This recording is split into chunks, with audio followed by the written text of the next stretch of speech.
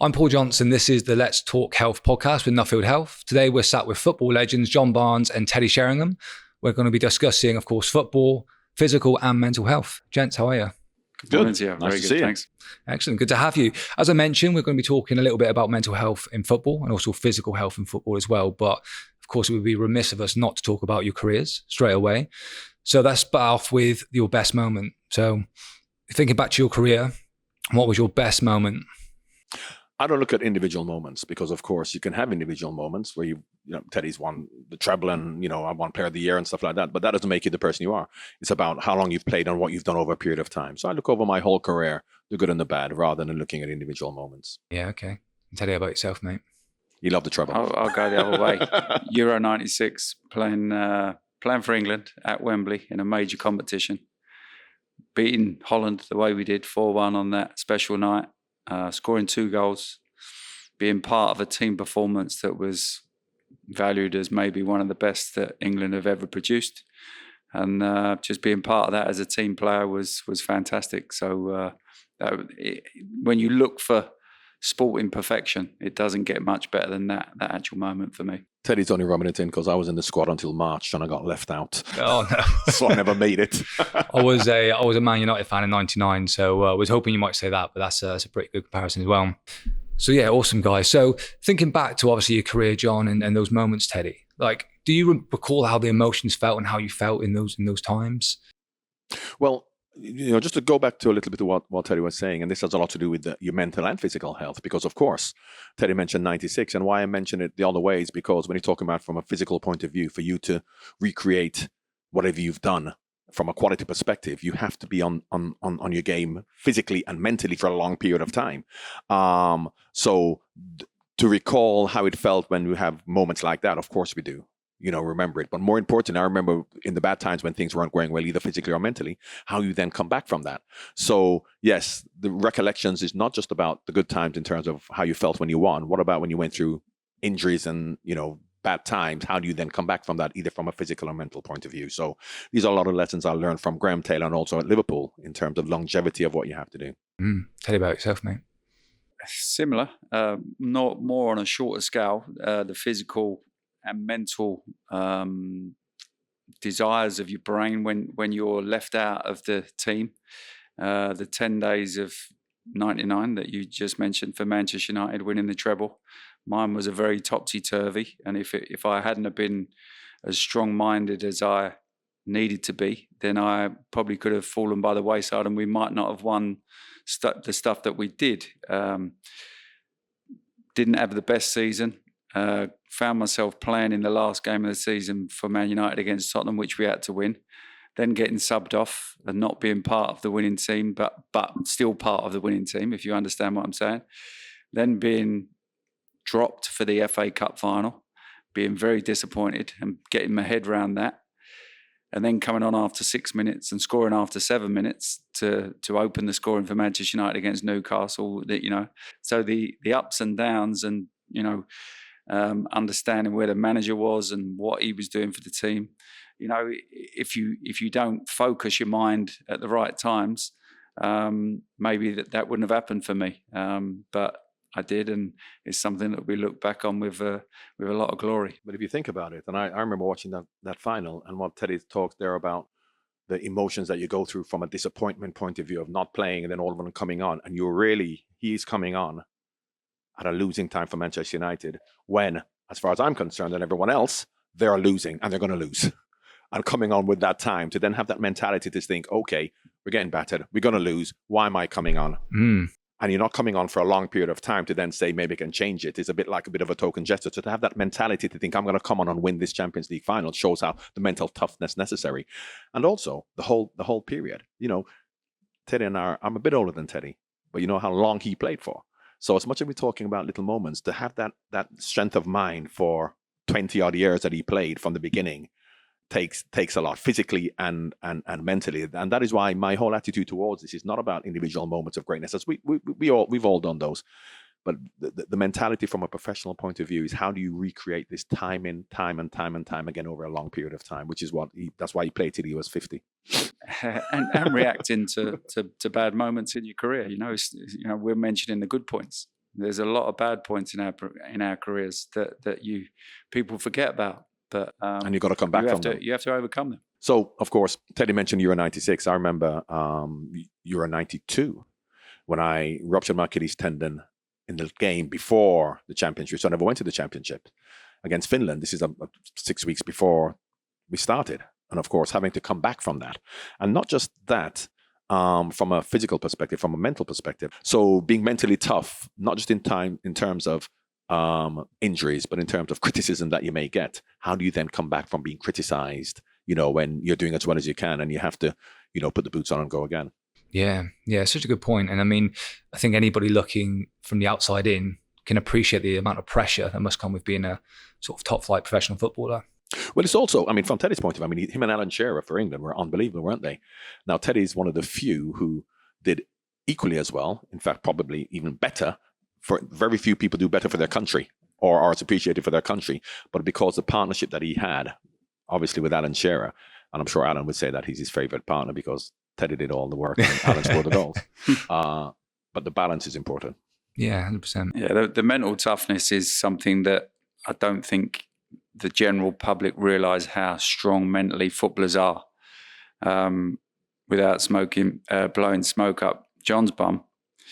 When I made my debut for England around 93, 94, John was getting a bit of stick from the Wembley crowd.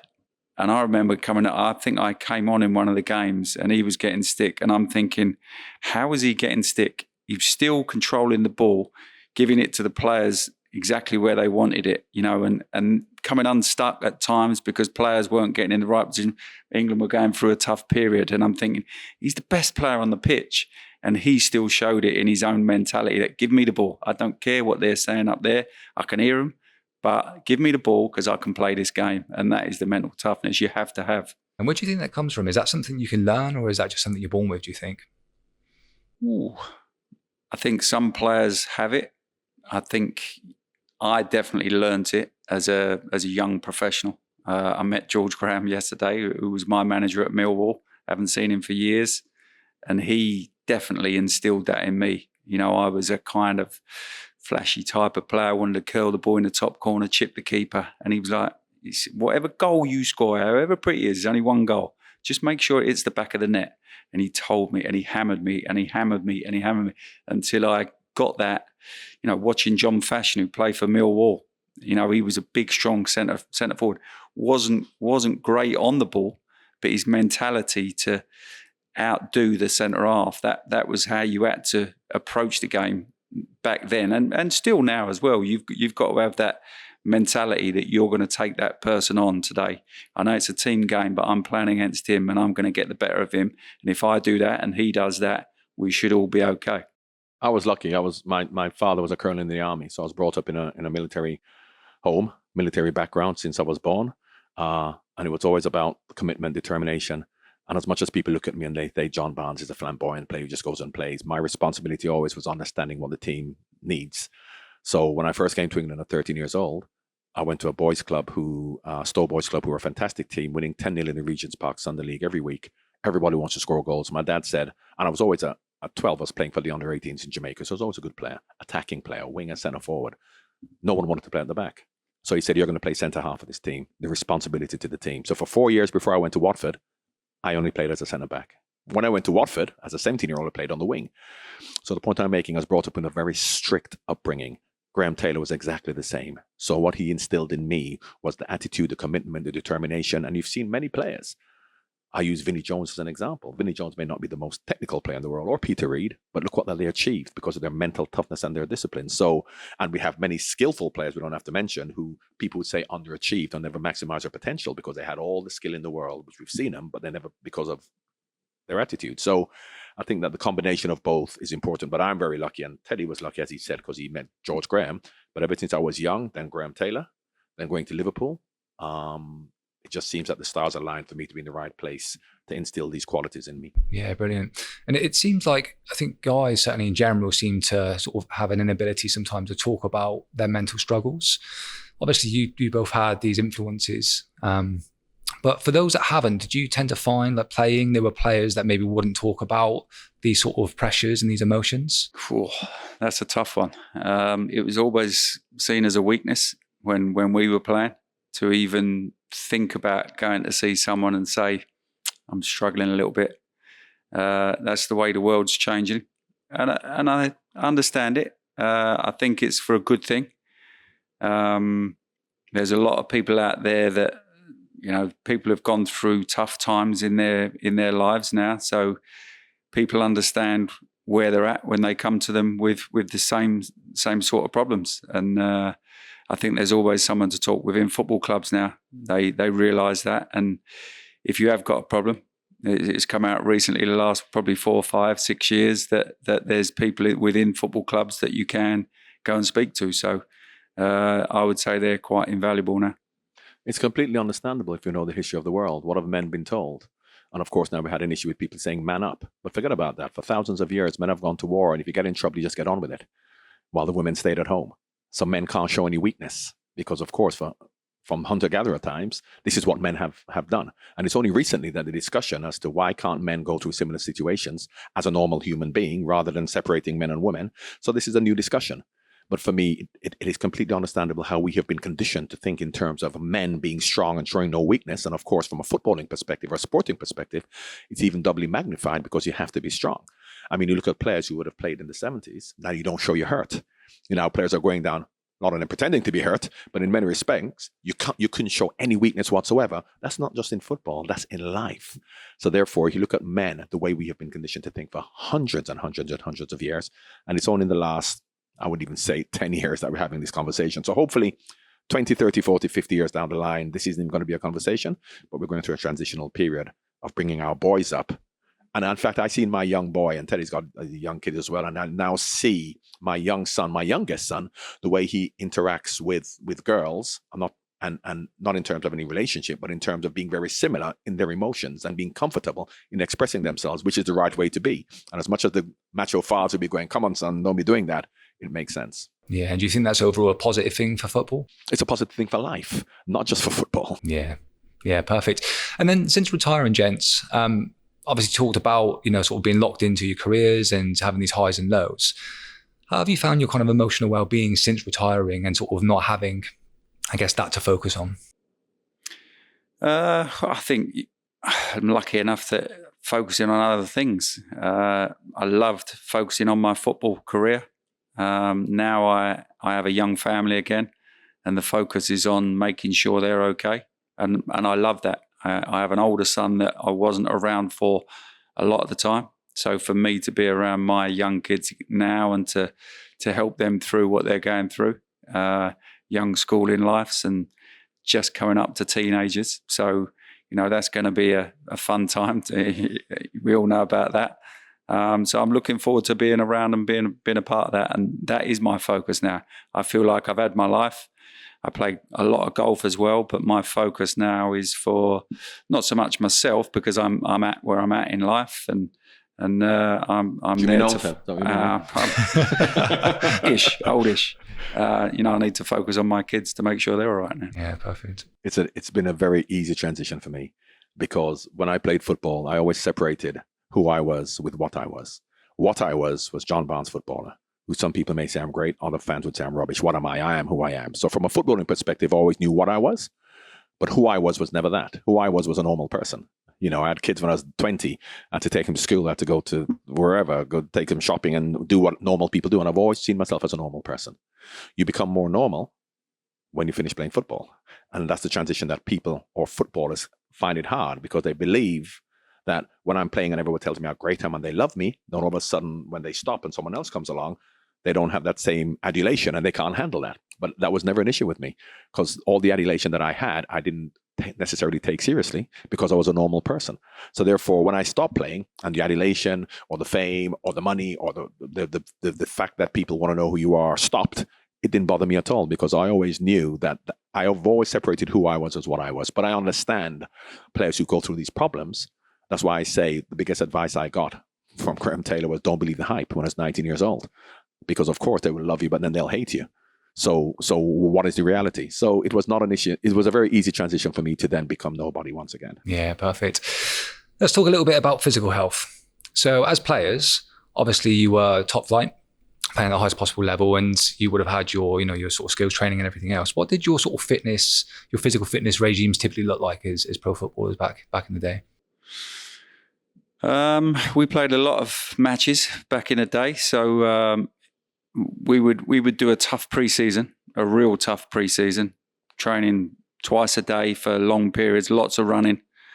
So that would instill the stamina for the season. When you play a lot of games, you don't have to do so much training throughout the season, especially when you get to a higher level, when you're playing in cup competitions, playing internationally as well. It really is about ticking over. But as a young man, I think you need to get your stamina and your real strength in your body so that you can sustain long seasons and then long careers as well after that. So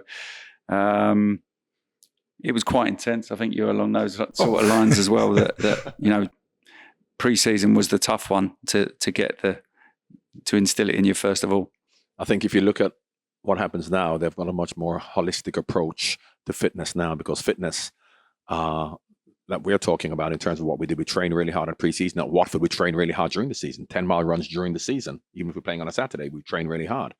But the difference was they have to look at the culture back then. And what was wrong about the culture back then was no matter how hard you trained and you did lots of physical work, you'd go out and have 20 pints and then you'd be eating whatever you want to eat. So therefore, and we substituted that, or felt okay about that, because we're training really hard to burn the alcohol off or to burn the fast food off, whereas that's not what life is. You have to have the balance. So of course now, they probably don't train as hard as we did. They don't do 10-mile runs and lift heavy weight like we did, but their lifestyle's better. So fitness for me is more of a lifestyle, as well as from a professional perspective. Of course, we're training hard, but you're kind of like undoing it because you're going to go out and, have 20 pints at night.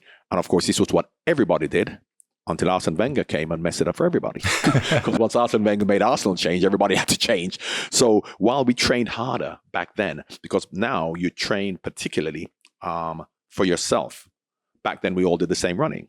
So therefore, if you're a good long distance runner, you're doing the same running as somebody who couldn't. Whereas now it's individually tailored to suit your own fitness, which is much better. So you get the maximum out of each player. So I think that is obviously it's much better now, but times have changed.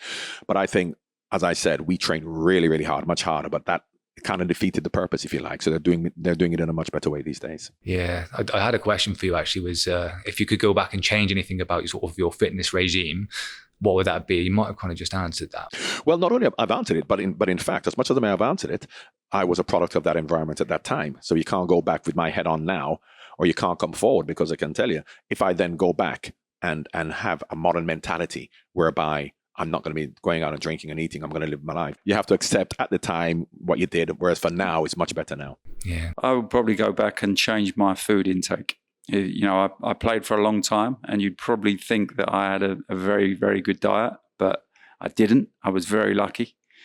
So knowing now what I didn't know before, the food intake is very important. To get the right foods to give you that extra 2, 3, 4, 5% to make you a better player would have been better for me. I understand that now, but because I came up in that era and then changed throughout that period, I was, I knew it at the end of my career, but it's probably prolonged my career as well. Yeah. So, was there much? That's why we hate people, I tell you. One of these people who gotta eat what I want, but I can't put weight on. Yeah. Be one of them, tell you. For a long time, not anymore. Yeah. Was there much education around nutrition back then, or was it just more about the physical activity? To be honest, at Watford, there was. So Graham Taylor, it's not until I went to Liverpool to see what real football was that I discovered alcohol and other types of food and other nighttime activities. Because at Watford, Graham Taylor was very strict on that, in terms of the diets and the nutrition and the drinking, and of course, from a young age. That's why I'm so happy I was at Watford when I was 17 to 23, because I was brought up 17 to 23 with that. So when I went to Liverpool, I didn't overindulge. I did a little bit, but had I gone to Liverpool at 17, where you see all the other players doing what they do, it would have been different. So Graham Taylor was ahead of his time in that respect. We had dietitians, we had psychologists. I had to go to a hypnotist, to instill positive imagery, which that's not a football thing back in the early 80s, but Graham Taylor did. Yeah, brilliant. And then you obviously mentioned earlier about there was a bit of a weakness in sort of culturally, it was a bit of a weakness to show that you were sort of hurt mentally or physically. I mean, was rest and recovery much of a factor, or did you just sort of strap it up and just crack on? Believe it or not, the only time I got the rest and recovery was when I went to Nottingham Forest under Brian Clough, who was renowned for being a big drinker. I'd like his players to do the same. Yeah, but then we played on a Saturday, trained on the Monday, as we did normally. Probably trained for 10 minutes. When I first joined Nottingham Forest, in the first week that I trained with him, we had 10 minutes training, and he said, right, get yourselves home, lad. Finished for today. I'll see you back here on Friday. We've got a big game Saturday. And I'm standing there thinking, what, we're not training all week? And he just said to his players, we've got a long, hard season. Get yourself home. Get your feet up. Rest. It's going to be a long, tough season. That was for Clough's rest and recovery, not yours, though. You didn't want to come in. Because that was unusual. And that was in the early 90s, wasn't it? Yeah, 92. early so, 90s, yeah. You know, we never had rest and recovery. We used to come in and train. You know, that's how you had to, of course, straight after the game you did, but the next day or the day after, as I said, we were doing cross-country runs 2 days before the game, and you've got 2 matches a week. We still trained. So yeah, that's a modern thing, really. And if you were sort of nursing sort of small injuries, would you then recover, or would you still just try and persevere with it? Again, I think... Because we know football is incredibly tough on the body, isn't it? Yeah, but it's a case of don't let them see you're hurt. So you would carry on with little minor injuries and just, you know, whether that's right or wrong, probably it's proven now that would have been wrong. You know, you've got to look after those little injuries. But that was the way it was then. You just soldiered on, and you probably... I don't think I ever remember playing 100% fit like they do now. You know, you'd have little niggles, so 85%, 90%, you might have a little tight hamstring, or, you know, you've had a whack on the ankle, and you just grind through it. But it's proven now that sort the injuries out and you'll be fitter in the long run. But you have to look at the time as well, the time and the culture at the time, because don't forget, Phil Neal went 6 years without missing one game. 6 years, Phil Neal. And you can't tell me he wouldn't have had an injury. The problem was he had 14 players. And your superstar players, if they're feeling you need them. Whereas now, when you have so many players and so many international players, anybody feeling anything, you can bring in somebody of equal quality. Whereas back then, if you're a big player in the team, no matter, man, if you've got an injury that you can't play, but more often than not, they were just told, oh, you'll be okay, just get on with it. You can't then stand. If you then were going to say, and they had players who were labeled weak, if all of a sudden they go, oh, he's any little knock and he's not playing. You know, and clubs needed their big players, so therefore you can't afford to have them off. Obviously, if they've got an injury that they can't play, but as Teddy said, you don't go through a season, you know, without being injured most weeks. But I think it's a lot to do with the fact that you didn't have many numbers. When Liverpool won the league in 1984, they used 14 players only. So if players are feeling an injury, what are you going to do?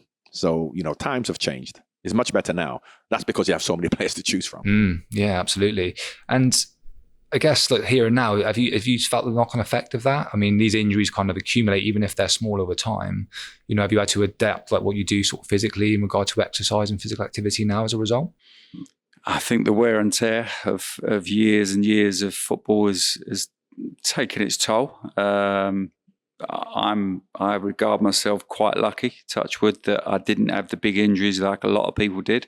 But I have a dodgy knee now that I know that is from playing and just striking balls and just, you know, hitting the ground as you hit the ball, and, you know, that thumping effect has affected my knee. So, but I wouldn't change anything, because I loved every moment of what I was doing. So no one forced me to do it, and I just wanted to do it to get better at what I did. So no problem. I think from my point, I had one major injury when I played. I ruptured my Achilles tendon, which meant I was a different player. Did you rupture your Achilles tendon as well? No. David Beckham did. I mean, Teddy ran like he ruptured his Achilles tendon, but it was no problem. I make this point about Teddy all the time, because I said if Teddy ruptured Achilles tendon, it wouldn't have affected his career, because his pace is not something that he necessarily why he was a great player. David Beckham the same. Whereas once I lost that speed, I had to change the way I played. The problems I've had is since I retired, I've had some bad injuries. I ruptured my patella tendon at my son's wedding when I was 55, dislocated my AC joint. But more importantly, I just feel from the point of view of a general fitness. I don't want to be a professional athlete now. General fitness is where I have let myself go, because what I did when I finished playing, what you should do is you should just keep ticking over. You don't just stop, which is what I did for years. And then trying to start again after stopping is really difficult. I don't play golf, Teddy does, so he's fortunate that even when he stopped, even walking around a golf course is going to keep you fit. But if I don't play golf, what fitness do I have? And now I'm kind of regretted not doing something because I want to do something now, but just having stopped cold turkey, then saying, let me get going again, is difficult. He still leads his life like a 21-year-old. That's all he's trying to say. We're all 21 in mind, aren't we? Okay, gents, last question. If you were to talk to yourself as a kid, playing football for fun, what advice would you give yourself? Playing football for fun. Yeah, so if you're thinking about... Keep playing for fun. Keep playing for fun. That's what you do as a footballer. And a consequence of you loving football, training hard, doing what you do, enjoying it, you may become a professional footballer. Whereas a lot of young people now are thinking, I'm going to be a professional footballer when they're 5, 6, 7, 8. Play football for fun, enjoy it, have the right discipline, dedication. And as I said, as a consequence, you may be a footballer. Don't think about it the other way around. And then just to add on to that, once you're doing that, I agree with everything John said. Don't be told you're not good enough.